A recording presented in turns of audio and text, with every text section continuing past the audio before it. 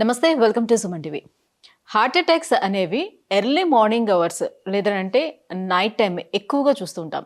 ఎందుకు ఈ టైంలోనే ఎక్కువగా హార్ట్ అటాక్స్ వస్తూ ఉంటాయి? ఎవరిలో ఎక్కువగా వస్తూ ఉంటాయి? సో ఏ రకంగా మనం అంటే ఆ టైంలోని ఎలా మనం స్పందించాలి? ఇమ్మీడియట్ యాక్షన్స్ ఏం తీసుకోవచ్చు? సో ఈ విషయాలన్నిటిపై కూడా అవగాహన కల్పించేందుకు మనతో పాటు ఉన్నారు డాక్టర్ కిరణ్ గారు, cardiologist from Onus robotic hospital, Champapet. Hello sir. ఎలా అండి? సార్, మోస్ట్లీ హార్ట్ అటాక్ వచ్చిందంటేనే జనరల్లీ వెంటనే కుప్పకూలిపోతుంటారు. సడన్గా వచ్చిన హార్ట్ అటాక్ పడిపోతూ ఉంటారు. అలాంటిది నైట్ టైం నిద్రలో వచ్చిన ఎర్లీ మార్నింగ్ అవర్స్ వచ్చినా కూడా ఎవరికి చెప్పలేరు, చేయలేరు. సో ఇమ్మీడియట్గా స్పందించడానికి కూడా కుదరదు. సో ఎందుకు మేజర్గా హార్ట్ అటాక్స్ అనేవి ఈ నైట్ టైంలో కానీ ఎర్లీ మార్నింగ్ అవర్స్లో కానీ వస్తూ ఉంటాయి? ఏంటి దానికి ఏమైనా పర్టికులర్ రీజన్ ఉందా? నమస్తే అండి, నేను doctor Kiran Lakkireddy, senior international cardiologist, Onus robotic hospital, Champapet, Hyderabad. So it's very very important. అందరూ కూడా చాలా తెలుసుకోవాల్సిన థింగ్, ఎందుకంటే it's not in our hands. అందుకే తెలుసుకుంటే చాలా జాగ్రత్తలు తీసుకునే అవకాశం ఉంటుంది. సో పర్టికులర్లీ హార్ట్ అటాక్స్ అనేది మార్నింగ్ ఆర్ నైట్ వచ్చే ఛాన్సెస్ డెఫినెట్లీ ఎక్కువనే ఉంటాయి. సో నైట్ టైం తీసుకుంటే యూజువల్గా సో స్లీప్, ఇప్పుడు lot of people are having obesity, గురకబెట్టేది ఉంటుంది. ఓకే, సో ఈ ఫేషియల్ స్వెల్లింగ్ కానీ ఏమన్నా అంటే లా ఉన్న వాళ్ళకి ఏమవుతుంది, ఇదంతా కూడా స్వెల్లింగ్ ఉండొచ్చు, ఇదంతా ఉండొచ్చు. సో మనం ఈవెన్ స్లీప్ అనేది కూడా కంటిన్యూస్ డీప్ స్లీప్ అనేది ఉండదు, ఎవరికి కూడా ఫ్లక్చుయేషన్స్ ఉంటాయి. ఇలా లాట్ ఆఫ్ ఫ్యాక్టర్స్ ఉంటాయి. సో మనకి యూజువల్గా ఒబిసిటీ ఉన్న వాళ్ళకి ఏమంటే, లావు ఉన్న వాళ్ళకి ఏమవుతుందంటే ఓఎస్ఏ అంటాం, అబ్స్ట్రక్టివ్ స్లీప్ యాప్నియా. అంటే మన ఆక్సిజన్ లెవెల్స్ అనేది మనం డీప్ స్లీప్లో ఉన్నప్పుడు, ఈ అబ్స్ట్రక్షన్ ఒకవేళ ఉన్నప్పుడు కొంచెం ఆక్సిజన్ లెవెల్స్ తగ్గే అవకాశం ఉండొచ్చు. తగ్గినప్పుడు మన హార్ట్ అనేది స్ట్రెస్కి గురయ్యే ఛాన్స్ ఉంటుంది. ఎందుకంటే ఎప్పుడైతే సాచురేషన్, మనకు ఆక్సిజన్ అనేది మన ప్రతి ఒక్క సెల్, ప్రతి కణానికి, మన బాడీలో ఉండే కణానికి కూడా అందాలి ఆక్సిజన్ అనేది. అందనప్పుడు ఏమవుతుందంటే heart has to pump more. Pumping more చేసినప్పుడు ఈ ఫ్లక్చువేషన్స్ అంటే బీపీ పెరగడము, అంటే ఎప్పుడైతే హైపాక్సియా అంటామో, hypoxia will increase sympathetic activity. Sympathetic activity అంటే fear, flight or fear response అంటాం కదా. సో మన బాడీ ఆ రెస్పాన్స్ గురవుతుంది. గురైనప్పుడు మన హార్ట్ రేట్ కానివ్వండి, బీపీ అని ఎక్కువ అవుతాయి. అవి ఎక్కువైనప్పుడు మన heart has to pump with stress. So heart మీద స్ట్రెస్ పడుతుంది. ఆ స్ట్రెస్ పడినప్పుడు మనకి ఈ ఇన్స్టెబిలిటీ ఏదైతే మనకు ఆల్రెడీ ఉన్న కొలెస్ట్రాల్ అక్యుములేషన్స్ ఇవంతా రప్చర్ అయ్యి హార్ట్ అటాక్ వచ్చే ఛాన్స్ ఉండొచ్చు. This is one of the factor. అంటే హైపాక్సియా డీప్ స్లీప్లో కానీ, మనకి అబ్స్ట్రక్టివ్ స్లీప్ యాప్నియా, ఓబిసి లావు ఉన్న వాళ్ళు, ఎక్కువగా గురక ఇలాంటి వాళ్ళు ఇలా జరిగే అవకాశం ఉండొచ్చు. సెకండ్ థింగ్ ఏంటంటే, మన పడుకున్నప్పుడు ఏంటంటే మన హార్ట్ రేట్ ఇవంతా కూడా తగ్గుతాయి. అంటే వ్యాగల్ యాక్టివిటీ అంటాం, అంటే పారాసింపథెటిక్. మన బాడీలో మెయిన్ 2 సిస్టమ్స్ ఉంటాయి, sympathetic activity, parasympathetic. Sympathetic activity flight or fear response, అంటే it will like aggressively our heart rate, BP, everything will increases. Parasympathetic activity మనం కామ్గా, కూల్గా నిద్రపోయినప్పుడు ఉన్నప్పుడు ఉండేది ఏంటంటే కూల్ యాక్టివిటీ. ఈ కూల్ యాక్టివిటీ ఉన్నప్పుడు మన హార్ట్ రేట్, బీపీ అని తగ్గుతాయి అనమాట. అంటే హార్ట్ పనితనం కూడా తగ్గుతుంది, స్లీప్లో తగ్గుతుంది. ఇవన్నీ మీడియేటెడ్ బై నర్వస్ సిస్టమ్, మనకి ఆటోనామస్ నర్వస్ సిస్టమ్ అంటాం ఇవి. సో ఈ విధంగా ఉంటుంది. సో మనం స్లీప్ అనేది ఎప్పుడు కూడా రెమ్, నాన్ రెమ్ స్లీప్ అని ఉంటాయి, అంటే డీప్ స్లీప్, లైట్ స్లీప్ ఉంటాయి. ఈ ఫ్లక్చువేషన్స్ జరుగుతూ ఉంటాయి. ఈ ఫ్లక్చువేషన్స్ గురైనప్పుడు, అంటే మనం సడన్ అరౌజల్ ఉంటాం, డీప్ స్లీప్లో ఉంటాం, అందరూ నైట్ టైం మధ్యలో మెలకు వచ్చి లేస్తారు, సడన్ అరౌజల్ అంటాం దాన్ని. అరౌజల్ అయినప్పుడు ఈ ఫ్లక్చువేషన్స్ జరుగుతాయి, హార్ట్ రేటు, బీపీ. ఈ ఫ్లక్చువేషన్స్ జరిగినప్పుడు కూడా హార్ట్ సడన్గా స్ట్రెస్ గురయ్యే అవకాశం ఉండొచ్చు. ఈ ఫ్లక్చువేషన్స్ వల్ల కూడా మనకి హార్ట్ అటాక్స్ వచ్చే అవకాశం ఉండొచ్చు. ఇది థర్డ్ థింగ్. నెక్స్ట్ వచ్చేసి మన ఆల్రెడీ ఏమవుతుందంటే బ్లడ్ ఫ్లో అనేది స్లోగా ఉంటుంది. సో నార్మల్ ఫ్లో కంటే స్లోగా బారుతుంటుంది. In the same time like viscosity కొంచెం ఎక్కువ అయ్యే ఛాన్స్ ఉండొచ్చు. అంటే మందంగా, స్లోగా పారుతున్నప్పుడు ఏమిటంటే క్లాటింగ్ ఫ్యాక్టర్స్ యాక్టివేట్ అయ్యాయి, అంటే బ్లడ్ క్లాట్, రక్తం గడ్డగట్టడానికి ఉన్న ఫ్యాక్టర్స్ స్లోగా ఉన్నప్పుడు యాక్టివేట్ అయ్యే ఛాన్స్ ఎక్కువ ఉంటుంది. So that is one of the reason for blood clots formation at the night. So ఈ రీజన్స్ వల్ల రాత్రిపూట ఎక్కువగా హార్ట్ అటాక్స్ వచ్చే ఛాన్స్ ఉండొచ్చు. అదే సేమ్ అర్లీ మార్నింగ్ కూడా ఏమవుతుందంటే, మనకు ఆల్రెడీ మన బాడీలో కొన్ని రిథమ్స్ ఉంటాయి, సర్కేడియన్ రిథమ్స్ అనేది, మన బయలాజికల్ యాక్టివిటీస్ కానీ ఇవంతా. సో ఈ రిథమ్స్ అనేది మార్నింగ్ టైం ఎప్పుడైతే మనం నిద్ర నుంచి లేస్తుంటామో అప్పుడు ఈ ఆల్రెడీ మనం డిస్కస్ చేసినట్లు ఈ వ్యాగల్ యాక్టివిటీ, అంటే కూల్ ఫేజ్ నుంచి సడన్గా లేసేటప్పుడు ఏమవుతాయి, our body system will activate. So sympathetic system will activated అప్పుడు బీపీ, హార్ట్ రేట్ అన్నీ పెరుగుతాయి. ఈ సడన్ చేంజెస్ ఫ్రమ్ ఎప్పుడైతే మార్నింగ్ 6 or 7కి మనం లేస్తుంటామో, నిద్ర లేస్తుంటామో, ఈ రెస్పాన్స్ వల్ల మన హార్ట్ స్ట్రెస్కి గురయ్యి ఆల్రెడీ ఎవరికైతే ఈ రిస్క్ ఫ్యాక్టర్స్ ఇవన్నీ ఉన్న వాళ్ళు ఉంటారో, కొలెస్ట్రాల్ మనం డిస్కస్ చేసినట్టు అందరిలోనూ ఉంటుందని చెప్పాను. ఎప్పుడైతే ఇన్స్టెబిలిటీ అనేది ఎక్కువ ఉంటుందో ఆ టైంలో హార్ట్ అటాక్స్ ఎక్కువగా వచ్చే అవకాశం ఉండొచ్చు. అదేవిధంగా మార్నింగ్ టైం మన ప్లేట్లెట్ అగ్రిగబిలిటీ అంటాం, అంటే రక్తం గట్టేదానికి ప్లేట్లెట్స్ అనేది కూడా కోయాగులేషన్ ఫ్యాక్టర్స్ అనేది ఎలా చెప్పాము, ఈ ప్లేట్లెట్స్ అనేది కూడా ఇంపార్టెంట్ అనమాట. ఈ అగ్రిగేషన్ అయిపోతాయి ఎప్పుడైతే అంటే ముద్దలాగా అయిపోయే ఛాన్స్ ఉండొచ్చు.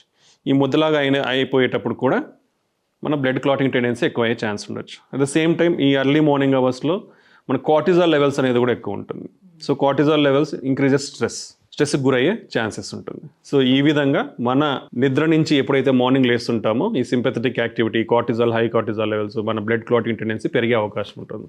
సో దీనివల్ల హార్ట్ అటాక్స్ ఎక్కువగా వచ్చే అవకాశం ఉండొచ్చు. సేమ్ టైం ఈ నిద్ర లేచేటప్పుడు early morning blood rise surge అంటాం, అంటే బీపీ ఎక్కువ అయ్యే ఛాన్స్ ఉంటుంది. సో ఈ ఎర్లీ మార్నింగ్ బ్లడ్ ప్రెషర్ ఎక్కువ అయ్యే టెండెన్సీ ఉంది కాబట్టి ఈ బ్లడ్ ప్రెషర్ ఎక్కువ అవడం వల్ల కూడా హార్ట్ అనేది చాలా రిలాక్స్డ్ ఉంటున్నప్పుడు అవును ఉంటుంది. So that's only telling that these are called our biological rhythms. So నిద్ర నుంచి ఎప్పుడైతే ఈ ఫేజ్ నుంచి ఈ ఫేజ్కి వస్తున్నావో our system will activate suddenly. So it has to get its BP high, heart rate high to whenever you are coming up, your sympathetic system అనేది activate అయిపోతుంది. యాక్టివేట్ అయినప్పుడు ఈ చేంజెస్ అనేవి జరుగుతాయి మన బాడీలో.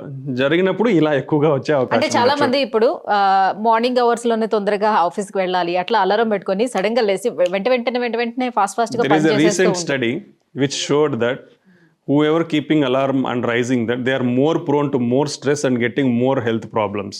సో నార్మల్ నీకు అలారం లేకుండా నీ biological clock, without your alarm your biological clock should be set like that. ఆ టైంకి లేయాలనుకుంటే నువ్వు ఆ టైంకి లేవగలగాలి.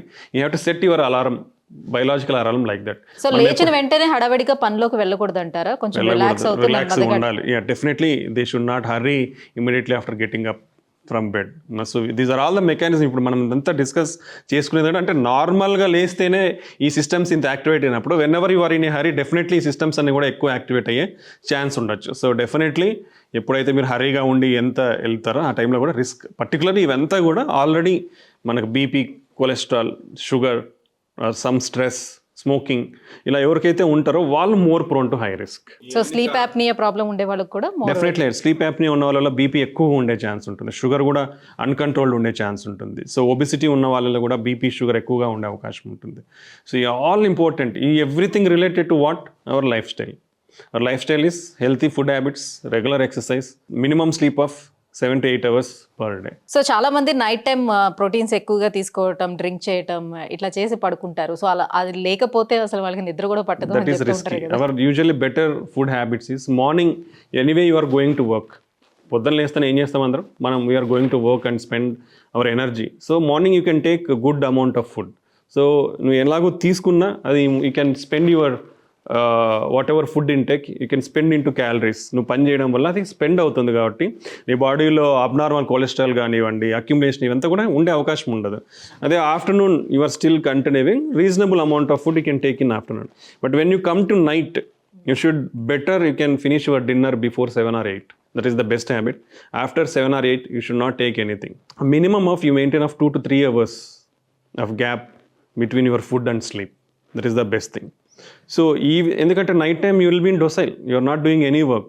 So if you take more amount of food, it will definitely go and deposit in your body.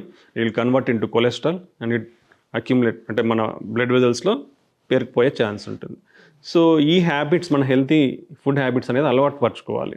So ఇలా అలవాటు చేసుకుంటే risk తగ్గించుకునే అవకాశం ఉండొచ్చు మనం. So that's why early morning or night times, because of all these factors, మన intrinsic biological రిథంలో ఉండే మార్పుల వల్ల, లైక్ నర్వస్ సిస్టమ్స్ ఏవైతే ఉన్నాయో, ఆర్ బ్లడ్ క్లాటింగ్ టెండెన్సీ ఏదైతే ఉందో, దీనివల్ల ఎక్కువగా వచ్చే అవకాశం ఉంటాయి. కాబట్టి పర్టికులర్ రిస్క్ ఫ్యాక్టర్స్ ఉన్న వాళ్ళు చాలా లైఫ్ స్టైల్లో చాలా మార్పులు చేసుకొని హెల్తీ లైఫ్ స్టైల్ అనేది ఫాలో అయితే కొంచెం తగ్గించుకునే అవకాశం ఉంటుంది. అండ్ కొలెస్ట్రాల్ ఎక్కువ ఉన్న వాళ్ళు డెఫినెట్లీ కొలెస్ట్రాల్ తగ్గించుకోనికి మెడికేషన్స్ వాడాలి. డయాబెటీస్ అంటేనే వెరీ హై రిస్క్ అని చెప్తాం. సో దే షుడ్ వాళ్ళ రిస్క్ని బట్టి వాళ్ళ బ్లడ్ థిన్నర్స్ డెఫినెట్లీ వాడాలి. And more importantly already affect అయిన వాళ్ళు మళ్ళీ అఫెక్ట్ అయ్యేదానికి చాలా ఎక్కువ కారణాలు, అవకాశాలు ఉంటాయి. కాబట్టి సో డెఫినెట్లీ వాళ్ళకి ఏవైతే ప్రిస్క్రైబ్డ్ మెడిసిన్స్ ఉంటాయో, బ్లడ్ థిన్నర్స్ కానీ ఇవన్నీ కూడా వాళ్ళు అవి వాడుకుంటే ఈ early morning or night time అనే ఛాన్సెస్ తగ్గించుకునే అవకాశం ఉండొచ్చు.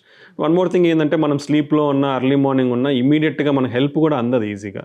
If you are most of the time మనము దాన్ని రికగ్నైజ్ అయ్యే లోపలనే they can lose their life definitely. ఎందుకంటే రెస్పాన్స్ అనేది లేట్ ఉంటుంది కాబట్టి స్లీప్ నుంచి మనం లేచి ఇంకోరిని యాక్టివేట్ చేసేదానికి. సో ఇవన్నీ జాగ్రత్తలు అంటే తీసుకుంటే సడన్ గా ఇప్పుడు అలా పెయిన్ అది తెలిసేటప్పుడు చాలా మంది ఏం చేస్తూ ఉంటారంటే మళ్ళీ తిరిగి పడుకోబెట్టేస్తూ ఉంటారు. సో రెస్ట్ తీసుకోమని తగ్గుతుందని. అట్లా అసలు అలా చేయొచ్చు. ఏం చేయాలి ఆ టైంలో? మేజర్ మిస్టేక్ ప్రతి ఒక్కరు చేసేది ఇది, గ్యాస్ట్రైటిస్ ఉంటుంది.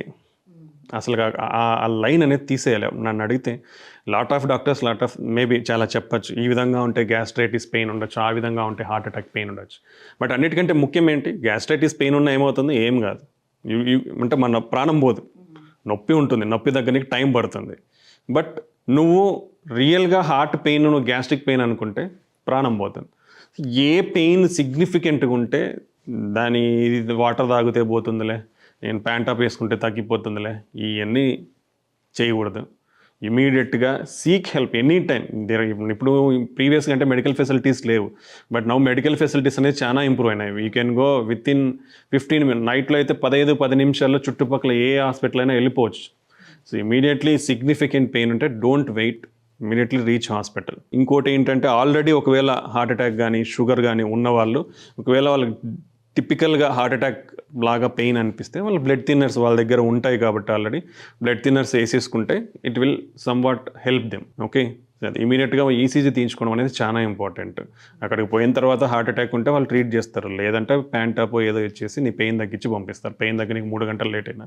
అంటే పెయిన్ వచ్చినా ఎన్ని మినిట్స్ వరకు మనకి ఎక్స్క్యూజ్ చేస్తుంది అసలు? అంతవరకు ఎంతవరకు time? There is no time limit. ఎంత డిలే చేస్తే అంత డేంజర్ ఎక్కువ ఉంటుంది. Immediately you should not delay it. Pain చాలా సిగ్నిఫికెంట్ ఉంది, wear your clothes, take your vehicle or car or something, go to a hospital. No time delay. Maximum 120 minutes లోపల వెళ్తే better. Your heart doesn't go in to permanent damage. 120 minutes కంటే ఎక్కువ వెళ్ళినామంటే maybe your chances of survival maybe there, but your heart function అనేది week అయ్యే chance ఉంటుంది. Long term complications face చేయాలి అలాంటప్పుడు. సో ఎంత తొందరగా వెళ్తే అంత తొందరగా సేవ్ చేసుకోవచ్చు. అండ్ అంత టైం అందరికీ ఇస్తుంది అనుకోను, బికాస్ 50% ఆఫ్ ద పీపుల్, అంటే చెస్ట్ పెయిన్ వచ్చిన వాళ్ళు 50% మంది హాస్పిటల్ రీచ్ అయ్యే లోపలనే చనిపోయే అవకాశం ఉంటుంది.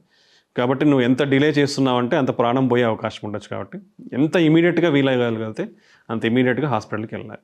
Right, thank you so much sir.